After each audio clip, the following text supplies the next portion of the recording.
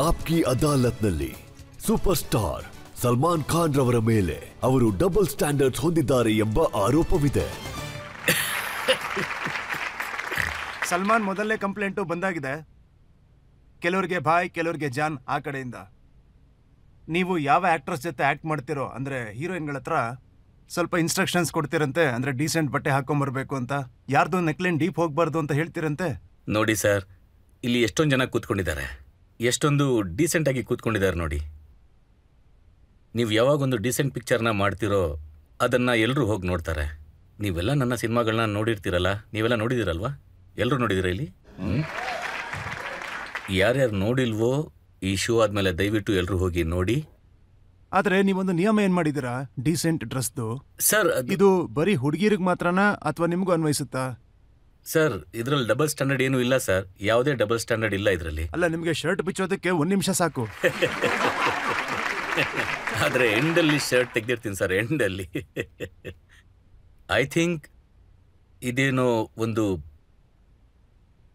Body ಏನಿದೆ, ಹುಡುಗಿಯರ body ಏನಿದೆ, ಅದು ತುಂಬ ಪ್ರೀಷಿಯಸ್ ಆಗಿರುತ್ತೆ.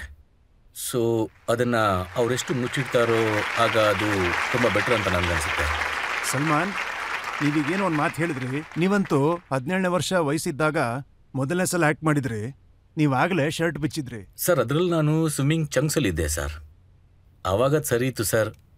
ಅದು ಇವತ್ತಿನ ಪರಿಸ್ಥಿತಿ ಹೇಗಿದೆ ಅಂತಂದರೆ ಅದು ಇದು ಇದು ಹುಡುಗಿಯರ ವಿಷಯ ಏನಲ್ಲ, ಇದು ಹುಡುಗರ ಬಗ್ಗೆ ಹೇಳ್ತಿರೋ ವಿಷಯ ಆಗಿದೆ. ಈಗಿನ ಹುಡುಗರು ಹೇಗಂದ್ರೆ ಹುಡುಗಿಯರನ್ನ ಹೇಗೆ ನೋಡ್ತಾರೆ, ಯುನೋ, ನಿಮ್ಮ ತಂಗಿಯಂದಿರನ್ನ, ನಿಮ್ಮ ಹೆಂಡತಿಯರನ್ನ, ನಿಮ್ಮ ಅಮ್ಮಂದಿರನ್ನ, ಅದು ನನಗೆ ಇಷ್ಟ ಆಗಲ್ಲ. So I don't want to go through this humiliation. ಚೆನ್ನಾಗಿ ಅನ್ಸುತ್ತೆ ಸರ್. ನಾನು ಶರ್ಟ್ನ ಯಾಕೆ ತೆಗಿತೀನಿ ಅಂತಂದ್ರೆ, ನಾನು ಶರ್ಟ್ ತೆಗ್ದಿರೋದು ಸಿನಿಮಾ ಬಾಗಿ, ಅದ್ರಲ್ಲಿ ನಾನು ಬಿಕ್ನಿ ಹಾಕೊಂಡು ಓಡ್ತಾ ಇದ್ದೆ. ಸ್ಟಿಲ್ ಬೆಟರ್ ದೆನ್ ಲಂಗೋಟಿ. ಬಿಕ್ಕಿನಿ ಅಂದರೆ ಸ್ವಲ್ಪ ಮೇಲಾದರೂ ಇರುತ್ತಲ್ವಾ.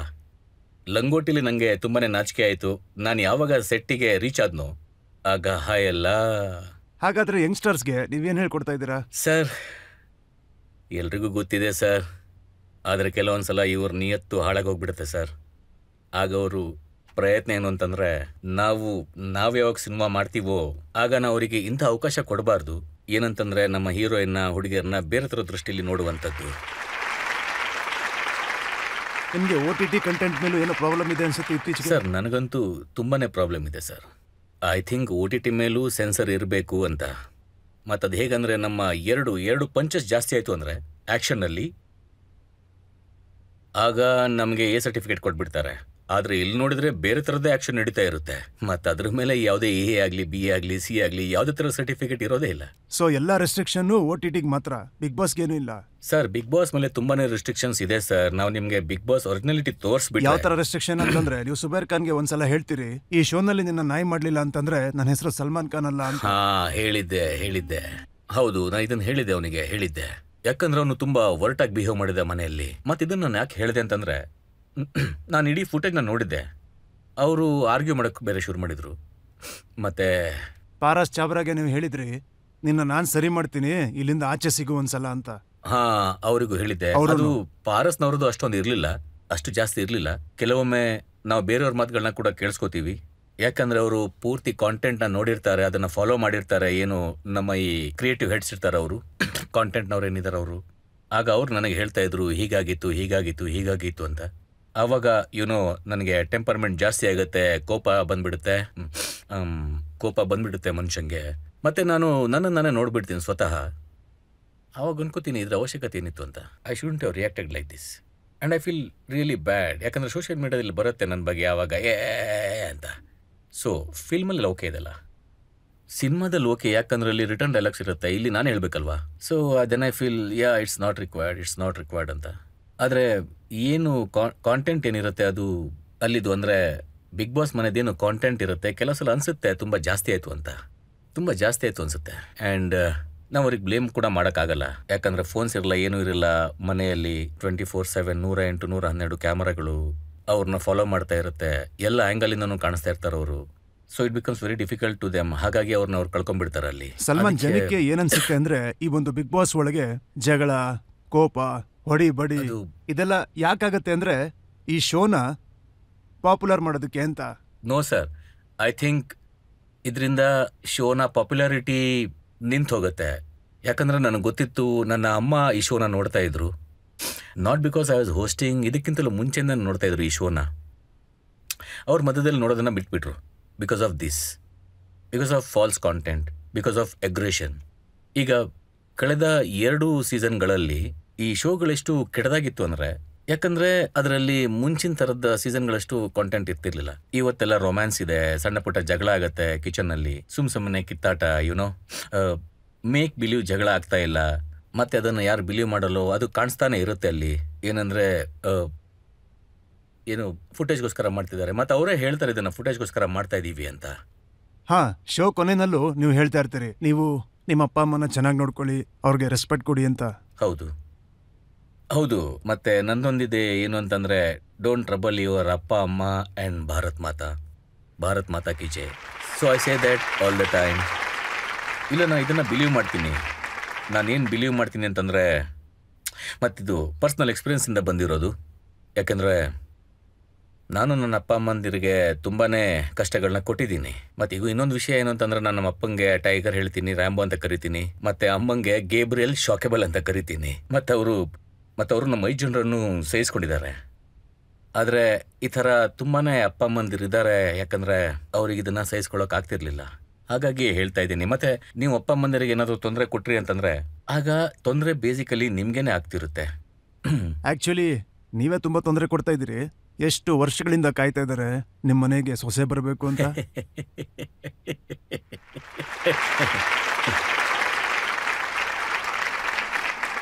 ಈಗ ಸರ್ ಏನಂತ ಹೇಳಿ, ಆ ಪ್ಲ್ಯಾನ್ ಕೂಡ ಇತ್ತು.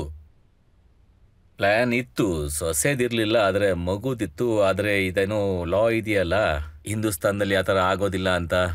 ಹಾಗಾಗಿ ನೋಡ್ತಾ ಇದ್ದೀವಿ ಸರ್, ಏನು ಮಾಡೋದು ಅಂತ. ನೀವು ಇನ್ನೊಬ್ಬರಿಗೆ ಅಡ್ವೈಸ್ ಮಾಡ್ತೀರಲ್ವಾ? ನಿಮ್ಮ ಒಬ್ಬರ ಫೇವರೇಟ್ ಇದಾರಲ್ಲ, ಶಹನಾಜ್ ಗಿಲ್. ಹಾ, ನಾನು ಅವರಿಗೆ ಅಡ್ವೈಸ್ ಮಾಡಿದೆ. ಏನಂದ್ರೆ ಮೂವ್ ಆನ್. ಈಗ ಅವರು ಈ ಪ್ರಪಂಚದಲ್ಲಿ ಇಲ್ಲ. I am sure he will also want Shehnaz to move on. ಏನಂದ್ರೆ ಈಗ ಮದುವೆ ಆಗೋದು, ಮಕ್ಕಳು ಮಾಡೋದು ಹಾಗಲ್ಲ, ಮುಂದಕ್ಕಾದ್ರೂ ಯಾವತ್ತಾದ್ರು to get out of their stress and all. ತುಂಬಾನೇ ಅದು ಜಾಸ್ತಿ ತೋರ್ತಲೆ ಮೇಲೆ. ಮತ್ತು ಪಾಪ ತುಂಬ ಕುಗ್ಗೋಗಿದ್ಲು ಆ ಹುಡುಗಿ. ಆಗ ನಾನು ಅವಳಿಗೆ ಹೇಳಿದೆ, ಮೂವ್ ಆನ್. ಇದ್ರ ಅರ್ಥ ಇದಲ್ಲ ಸರ್, ನಾನು ಹೇಳ್ತಾ ಇದ್ದೆ ನನಗೋಸ್ಕರ ಬ್ರಿಂಗ್ ಇಟ್ ಆನ್ ಅಂತ ಅಲ್ವಲ್ಲ ಸರ್. ಈ ನಿಮ್ಮ ಮೂವ್ ಆನ್ ಏನಾಗ್ತಿದೆ, ಒಬ್ಬರಿಂದ ಇಬ್ಬರಿಗೆ, ಇಬ್ಬರಿಂದ ಮೂರನೇವ್ರಿಗೆ, ಮೂರನೇವರಿಂದ ನಾಲ್ಕನೇವ್ರಿಗೆ, ಇದು ಕಂಟಿನ್ಯೂ ಆಗ್ತಾನೆ ಇದೆ ಸರ್. Unlucky sir. ಯಾವಾಗ ಒಬ್ಳು ನನಗಿಷ್ಟ ಆಗೋಳು ಬರ್ತಾಳೋ ಆವಾಗ ಆಗ್ಬೋದು ಮದುವೆ. ಆ್ಯಕ್ಚುಲಿ ಎಲ್ಲರೂ ಒಳ್ಳೆಯವರೇ ಆಗಿದ್ರು. ಫಾಲ್ಟ್ ನನ್ನಲ್ಲೇ ಇದೆ ಅಂತ ಅನಿಸುತ್ತೆ. ಯಾಕಂದರೆ ಯಾವಾಗೊಬ್ಬಳು ಹೋಗ್ತಾಳೆ ಆವಾಗ ಫಾಲ್ಟ್ ಅವರಲ್ಲಿತ್ತು. 2ನೇಳು ಬಿಟ್ಟು ಹೋದಾಗ ಫಾಲ್ಟ್ ಅವಳಲ್ಲೇ ಇತ್ತು. 3ನೇಳು ಬಿಟ್ಟು ಹೋದಾಗ ಫಾಲ್ಟ್ ಅವಳಲ್ಲೇ ಇತ್ತು. 4ನೇಳು ಹೋದಾಗ ಸ್ವಲ್ಪ ಡೌಟ್ ಬರುತ್ತೆ, ಫಾಲ್ಟ್ ಅವರಲ್ಲಿದೆಯಾ ಇಲ್ಲ ನನ್ನಲ್ಲಿದೆಯಾ ಅಂತ. 5ನೇಳು ಕೂಡ 60-40 ಆಗ ಅವರು ಹೋಗೋಕೆ ಶುರು ಆಗ್ತಾರೆ ಅಂತಂದರೆ ಆವಾಗ ಕನ್ಫರ್ಮ್ ಆಗಿರುತ್ತೆ ಏನಂದರೆ ಫಾಲ್ಟ್ ನನ್ನಲ್ಲೇ ಇದೆ ಅಂತ. ಫಾಲ್ಟ್ ನಂದೇ, ಮತ್ತಿದ್ರಲ್ಲಿ ಯಾರೂ ದೋಷಿ ಅಲ್ಲ ಅಂತ. ಇದು ಕೇವಲ ನಂದೇ ದೋಷ ಆಗಿದೆ. ಬಹುಶಃ ಒಂದು ಫಿಯರ್ದಾಗಿರಬಹುದು. ಏನಂದರೆ ನಾನು ಅವರಿಗೆ ಬೇಕಾದ ಸಂತೋಷ ಇಲ್ಲ ಸುಖವನ್ನು ಕೊಡಬಲ್ಲನೋ ಇಲ್ವೋ, ಅವ್ರ ಮನಸ್ಸಲ್ಲಿ ಏನಿದೆಯೋ ಅಂಥ ಜೀವನನ. ಆ್ಯಂಡ್ ಐ ಆಮ್ ಶ್ಯೂರ್ ಎಲ್ಲರೂ ಅವ್ರವ್ರ ಜೀವನದಲ್ಲಿ ಖುಷಿಯಾಗಿದ್ದಾರೆ ಅಂತ. ಆಮೇಲೆ ನೀವು ಕರಣ್ ಜೋಹರ್ ಅವ್ರನ್ನೂ ಕೇಳಿದ್ರಿ ಮದುವೆ ಯಾಕಾಗಿಲ್ಲ ಅಂತ. ಅವರಂತೂ 2 ಮಕ್ಕಳು ತಂದೆ ಆಗೋದ್ರು. ಸರ್ ನಾನು ಕೂಡ ಅದನ್ನೇ ಪ್ರಯತ್ನ ಮಾಡ್ತಿದ್ದೆ ಸರ್, ಆದರೆ ಲಾ ಏನೋ ಚೇಂಜ್ ಆಗಿರಬಹುದು ಅಂತ. ಸರ್ ನೋಡಿ ಸರ್, ಮಕ್ಕಳು ಅಂದ್ರೆ ನಂಗೆ ತುಂಬ ಇಷ್ಟ ಸರ್. ನನಗೆ ಐ ಲವ್ ಕಿಡ್ಸ್. ಆದರೆ ಮಕ್ಕಳು ಯಾವಾಗ ಬರ್ತಾರಾಗ ತಾಯಿನೂ ಬಂದ್ಬಿಡ್ತಾರೆ ಸರ್. ಅಮ್ಮ ಅವರಿಗೇನೋ ಸರಿ ಸರ್, ಆದರೆ ನಮ್ಮ ಮನೆಯಲ್ಲಿ ಬರೀ ಅಮ್ಮಂದಿರೇ ಇದ್ದಾರೆ ಸರ್. ನಮ್ಮ ಹತ್ರ ಇಡೀ ಜಿಲ್ಲೆ ಇದೆ, ಪೂರ್ತಿ ಊರಿದೆ. ಅವ್ರನ್ನೆಲ್ಲ ತುಂಬ ಚೆನ್ನಾಗಿ ನೋಡ್ಕೋತಾರೆ. ಅಂದರೆ ಅವ್ರೇನೋ ಅಮ್ಮ ಇರ್ತಾರೆ, ಅಂದರೆ ನನಗೆ ಅವ್ರ ಹೆಂಡತಿಯಾಗಿ ಬರ್ತಾರಲ್ಲ, ಅದು ಸ್ವಲ್ಪ ಕಷ್ಟ. ಈಗ ನೋಡಿ ಇವ್ರು ಎಷ್ಟು ಖುಷಿಯಾಗಿದ್ದಾರೆ. ಸೊ ಇತ್ತೀಚೆಗೆ ಯಾರು ನಿಮ್ಮ ಜಾನ್, ಯಾರಿಗೆ ನೀವು ಕಮಿಟ್ಮೆಂಟ್ನ ಕೊಟ್ಟಿದ್ದೀರಾ? ಸರ್ ಇತ್ತೀಚೆಗೆ ಕೇವಲ ಬಾಯಿ ಆಗಿದ್ದೀನಿ ನಾನು ಎಲ್ರಿಗೂ. ಕೇವಲ ಬಾಯಿ ಆಗಿದ್ದೀನಿ. ಯಾರಿಗೆ ನಾನು ತುಂಬ ಇಷ್ಟಪಡ್ತಿದ್ನೋ ಅವ್ರು ನನ್ನ ಚಿನ್ನ ಅಂತ ಕರಿಬೇಕು ಅಂದ್ಕೊಂಡಿದ್ದೆ, ಅವ್ರು ನನ್ನ ಭಾಯಿ ಅಂತ ಕರಿತಾರೆ, ನಾನೇನು ಮಾಡಲಿ ಅವಾಗ?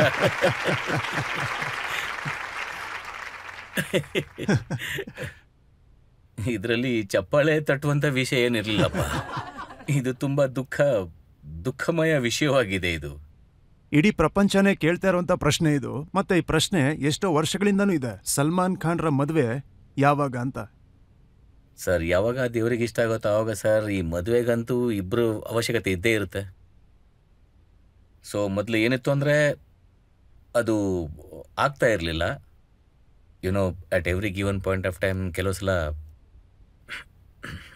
ನಾನು ಹೂ ಅಂತಂದ್ರು, ಅವರು ಬೇಡ ಅಂತಿದ್ರು, ಅವ್ರು ಹೂ ಅಂತಿದ್ರೆ ನಾನು ಬೇಡ ಅಂತಿದ್ದೆ.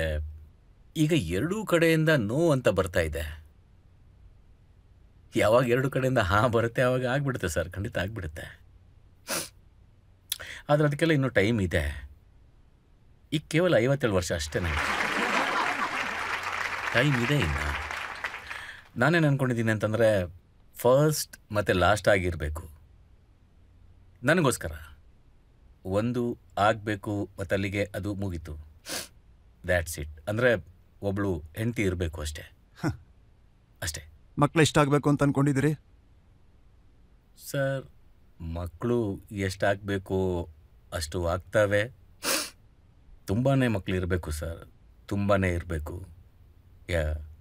ಯಾಕಂದರೆ ಈಗ ಆಗ್ಬಿಡುತ್ತವೆ ಮುಂದಿನ 5-6 ವರ್ಷಗಳಲ್ಲಿ. So I can still play with them for another 20-25 years. ಇದಕ್ಕೆ ಹೇಳ್ತಾರೆ ಸರ್ ಡೆಡಿಕೇಶನ್, ಕನ್ಸಿಸ್ಟೆನ್ಸಿ, ಪರ್ಸಿಸ್ಟೆನ್ಸ್. ಇದನ್ನು ಬಿಡಬಾರ್ದು ನೀವು ಯಾವಾಗಲೂ. At any age, from the age of your teenager to my age, I am still I do perhaps a lot of wrong things, but then I compensate that with lot of right. ಎಷ್ಟು ತಪ್ಪುಗಳನ್ನ ಮಾಡ್ತೀನೋ ನಾನಿದನ್ನು decide ಮಾಡಿಬಿಟ್ಟಿದ್ದೀನಿ. ಏನಂದ್ರೆ ಅದಕ್ಕಿಂತ 3 ಪಟ್ಟು ಜಾಸ್ತಿ ನಾನು ಒಳ್ಳೆ ಕೆಲಸ ಮಾಡ್ತೀನಿ ಅಂತ. ನೋಡಿ, ಈಗ ಸೋಷಿಯಲ್ ಮೀಡಿಯಾದಲ್ಲಿ ಬಹಳಷ್ಟು ಕಮೆಂಟ್ಸ್ ಆಗ್ತಾ ಇರುತ್ತೆ. ಅಂದ್ರೆ ನಿಮ್ಮ ಮದುವೆ ವಿಚಾರದಲ್ಲಿ ಯಾರೋ ಒಬ್ರು ತುಂಬಾ ಇಂಟ್ರೆಸ್ಟಿಂಗ್ ಪ್ರಶ್ನೆ ಕೇಳಿದ್ರು. ಅವ್ರು ಕೇಳಿದ್ದೇನು ಅಂದ್ರೆ, ಇವ್ರಿರೋದು 170 ಫೀಟ್ ಇರೋ ಜಾಗದ ಮನೆಯಲ್ಲಿ ಒಂದ್ ವೇಳೆ ಮದ್ವೆ ಆದ್ರೆ ಸೊಸೆನ ಎಲ್ಲಿಟ್ಕೋತಾರೆ ಅಂತ. 170 ಸ್ಕ್ವೇರ್ ಫೀಟ್? ಇಲ್ಲ, ಅದಕ್ಕಿಂತ ಸ್ವಲ್ಪ ದೊಡ್ಡದೇ ಇದೆ ಸರ್. ಅದನ್ನ ಸ್ವಲ್ಪ ದೊಡ್ಡದಾಗಿದೆ. ಆದರೆ ಅಷ್ಟೊಂದೇನು ದೊಡ್ಡದಾಗಿಲ್ಲ. ಅಂದರೆ ಈ ಬಟ್ಟೆ ಶೂ ಇಡೋಷ್ಟು ಜಾಗ ಇಲ್ಲ. ಸೊ ಬಾಕಿ ಎಲ್ಲ ನೋಡಿ, ಇಷ್ಟೇ ದೊಡ್ಡದಾಗಿರುವಾಗ ಈ ಮನೆಯಲ್ಲಿ ಇನ್ಯಾರನ್ನ ನಾನು ಫಿಟ್ ಮಾಡೋಕ್ಕಾಗತ್ತೆ ಹೇಳಿ ನೀವು? ಬಟ್ ಅದೇನು ಲೆಫ್ಟ್ ಟರ್ನ್ ಇದೆ, ರೈಟ್ ಟರ್ನ್ ಇದೆ. ನಾನು ಎಲ್ಲಿರ್ತೀನೋ ಅದನ್ನು ನಾನು ಚಿಕ್ಕನಿಂದಲೇ ತಗೊಂಡಿರೋದು. ಮತ್ತು ನನ್ನ ಅಪ್ಪ ಅವರು, ನಮ್ಮ ಅಮ್ಮ ಅವರು, ಅಮ್ಮ ಮೇಲಿರ್ತಾರೆ. ಸೊ ನನಗೆ ಯಾವತ್ತೂ ಅಂಥ ಆಸೆನೇ ಇರಲಿಲ್ಲ ಏನಂದರೆ ಒಂದು ಪೆಲೇಶಿಯಲ್ ಬಂಗ್ಲೆಯಲ್ಲಿ ಇರಬೇಕು ಅಂತ. ಸೊ ಅದು ನನಗೆ ತುಂಬ ಇಷ್ಟ ಆಗುತ್ತೆ ಚಿಕ್ಕ ಮನೆ. ನೀವು ಆ ಮನೆನಂತೂ ನೋಡಿದ್ದೀರಾ? ಹಾ, ಮನೆ ನೋಡಿದ್ದೀನಿ. ನನ್ನ ಪ್ರಕಾರ ಈ ಸೆಟ್ ಎಷ್ಟುದ್ದ ಇದೆಯೋ ಅಷ್ಟು ಮನೆ ತುಂಬ ದೊಡ್ಡದಾಗಿದೆ ಸರ್. ಹೌದಾ? ತುಂಬ ದೊಡ್ಡದಾಗಿದೆ. ಇದು ಆ್ಯಕ್ಚುಲಿ ಇಷ್ಟು ದೊಡ್ಡದಾಗಿದೆ ನನ್ನ ಲಿವಿಂಗ್ ರೂಮ್. ಇದು ಹಾಂ ಕರೆಕ್ಟ್ ಇದೆ. ಜಿಮ್ಮಲ್ಲಿ ಇದು. ಸೊ ಇದನ್ನೆಲ್ಲ ನೋಡ್ತಾ ಇದ್ರೆ ನಿಮಗೆ ಮದುವೆ ಆಗೋದಕ್ಕೆ ಇಂಟ್ರೆಸ್ಟ್ ಇಲ್ಲ ಅಂತ ಅನ್ಸುತ್ತೆ. ಸರ್, ಈಗ ಎಷ್ಟೊಂದು ಪ್ರೆಷರ್ ಇದೆ ಅಂದ್ರೆ ನನ್ನ ಮೇಲೆ. ಹೀಗಂತೂ ನನ್ನ ಮದರ್ ಫಾದರ್ ಕೂಡ ನನ್ನನ್ನು ಈ ಥರ ನೋಡ್ತಾರೆ. ಹಾಗಾಗಿ ಪ್ರೆಷರ್ ಕೂಡ ಸ್ವಲ್ಪ ಜಾಸ್ತಿ ಆಗ್ತಾಯಿದೆ. ಬಟ್ ಅದು ಯಾವಾಗ ಆಗಬೇಕು ಆವಾಗ ಆಗತ್ತೆ. ಈಗ ನೀವೆಲ್ಲ ಇಲ್ಲಿ ಮದುವೆ ಆಗಿಬಿಟ್ಟು ಎಷ್ಟೊಂದು ಖುಷಿಯಾಗಿದ್ದೀರಾ, ಎಷ್ಟು ಖುಷಿಯಾಗಿದ್ದೀರಾ, ಎಷ್ಟೊಂದು ಖುಷಿಯಾಗಿದ್ದೀರಾ. ಇಷ್ಟೊಂದು ಖುಷಿ ನಂಗೆ ದೇವರಣೆಗೂ ಬೇಕಾಗಿಲ್ಲ. ಅವ್ರ ಹತ್ರನೇ ಕೇಳ್ಕೊಳ್ಳಿ ಅಲ್ವಾ ಸರ್? ಏನಂದರೆ, who would like to see me married? Which man would ask? Torture ಮಾಡೋದಕ್ಕೋಸ್ಕರ. ಅಂದರೆ ನಾವೇನೀಗ ಸಹಿಸ್ಕೋತಾ ಇದ್ದೀವೋ ಅದನ್ನು ನೀವು ಸಹಿಸ್ಕೋಬೇಕು. ಅದು ತಪ್ಪಲ್ವಾ? ಸರಿ, ನೀವು ಕ್ಲಾಪ್ಸ್ ಮಾಡೋ ಮುಖಾಂತರ ಹೇಳಿ ಅಥವಾ ಕೈ ಎತ್ಬಿಟ್ಟು ಹೇಳಿ, ಎಷ್ಟು ಜನಕ್ಕೆ ಸಲ್ಮಾನ್ ಖಾನ್ ಅವರು ಆದಷ್ಟು ಬೇಗ ಮದುವೆ ಆಗಬೇಕು ಅಂತ ಆಸೆ ಇದೆ? ಹಾಂ, ಇದರ ಅರ್ಥ ಏನು ಅಂತಂದರೆ, ನಾನು ಕೂಡ ನಿಮ್ಮ ಥರನ ಜೀವನ ಮಾಡಬೇಕು. ಅಂದರೆ ಯಾವ ಥರ ಟಾರ್ಚರ್ ಅನುಭವಿಸ್ತಿದ್ರೆ ನೀವೆಲ್ಲ, ನಾನು ಆ ಟಾರ್ಚರ್ನ ಅನುಭವಿಸ್ಬೇಕು. ಅಲ್ಲಿ ನೋಡಿ ಆ ಮನುಷ್ಯ ಎಷ್ಟು ನಿಷ್ಠಾವಂತ ಆಗಿದ್ದಾನೆ ನೋಡಿ, ಎಲ್ಲರೂ ನೋಡಿ. ಕರೆಕ್ಟ್. ಅಂದರೆ ನೀವೆಲ್ಲ ಇಷ್ಟೊಂದು ದುಃಖದಲ್ಲಿದ್ದೀರಾ ನಿಮ್ಮ ಲೈಫಲ್ಲಿ ಅಂತ. ನೋಡಿ, ಯಾವಾಗ ಪತ್ನಿ ಯಾವಾಗ ತಮ್ಮ ಪಕ್ಕದಲ್ಲಿ ಕೂತಿರ್ತಾರೋ ಆಗ ಒಬ್ಬ ಮನುಷ್ಯ ಎಷ್ಟು ಕಾನ್ಫಿಡೆಂಟ್ ಆಗಿ ಹೇಳ್ತಾ ಇದ್ದಾನೆ ಮಾಡ್ಕೋಬೇಡಿ ಅಂತ. ನನ್ನ ಪರಿಸ್ಥಿತಿ ನೋಡಿ ನನ್ನ ತಲೆ ಕೂದಲೇ ಉದುರು ಹೋಗಿದೆ ಅಂತ. ಸೊ ನಮ್ಮ ಆಸೆ ಏನು ಅಂದ್ರೆ ಸಲ್ಮಾನ್, ಆದಷ್ಟು ಬೇಗ ನೀವು ಮದ್ವೆ ಆಗ್ಬೇಕು. ಸರಿ ಸರ್. ಆಗ್ಲಿಲ್ಲ ಅಂದ್ರೆ ಇದೇ ರೀತಿ ನಿಮ್ಗೆ ನಾವು ಹೇಳ್ತಾ ಇದ್ರ ಅರ್ಥ ಇರ್ತೀವಿ. ಏನು? ಇದನ್ನು ಶಾಪನ ನಿನಗೆ ಬೇಗ ಮದುವೆ ಆಗ್ಲಿ ಅನ್ನೋದು ಹೇಗೆ ಇದು?